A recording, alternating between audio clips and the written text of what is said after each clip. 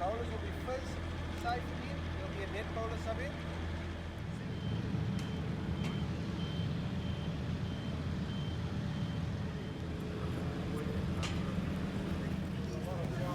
Thank you.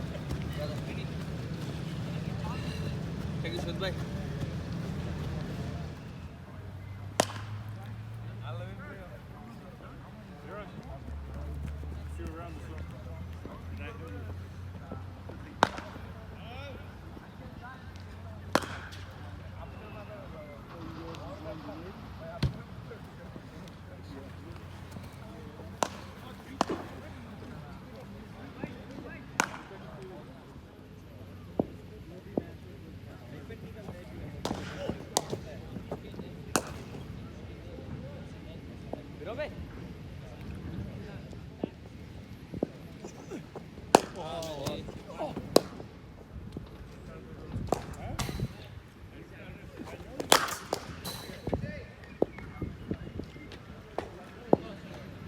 I guess different beasts to other black caps without the two most experienced batsmen in the team.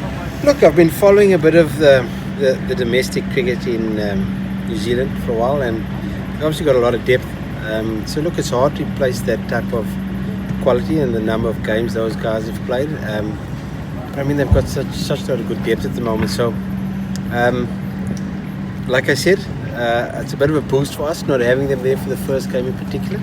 But we know that whenever the new players coming into sides, that those players are always keen to make a play and try and establish themselves. So those players will be highly motivated to do well. Do players like that, especially for younger bowlers and etc., do they have a bit of an intimidation factor? Absolutely. A lot of these young bowlers that we've had would have seen Kane Williamson and Ross Taylor play on television before, and we've probably been a little bit in awe of them. And look, I think some of them are disappointed that they're not there for the first game, because it's a great challenge for them and they want to play against the best players. But some of them are still cutting their teeth and trying to find their way, so maybe not a bad thing that they missed the first game. It's been different preparations for you. What is the extra time allowed? I mean, have you enjoyed the 3 weeks of being able to get used to New Zealand conditions? No, it's been brilliant. I suppose what lockdown and quarantine does give you, that it allows you a bit more time to prepare when you do get out of it. I think the initial schedule had us playing our first ODI 3 days after getting out of the Christchurch lockdown. So this has been rescheduled and refixtures and has been very good for us. We spent a good week in Queenstown. We had a couple of individual sessions when we were in Christchurch. So the preparation's been spot on. The guys have been really fantastic.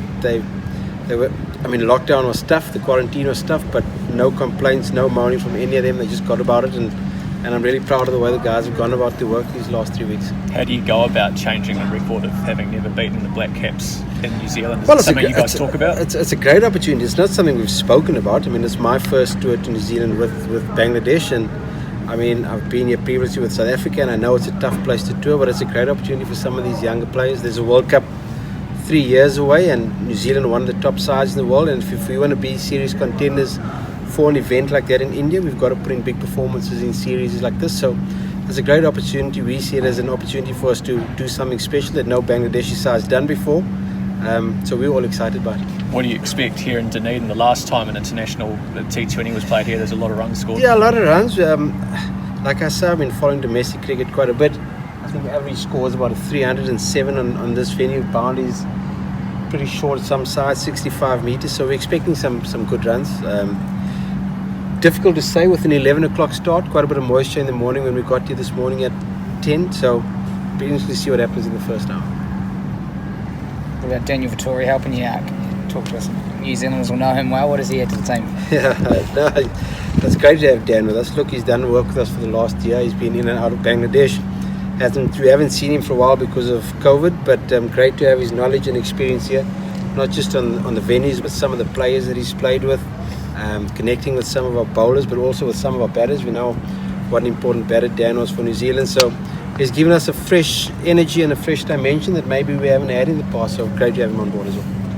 What's the strengths of your side, do you think? The strengths of our side, I think I think the 50 over format is probably our strongest format at the moment. If you look at the team's performance in the World Cup, the aggregate and if you look at the averages of players, we've got some good numbers in one-day cricket. So I think this is our strongest format.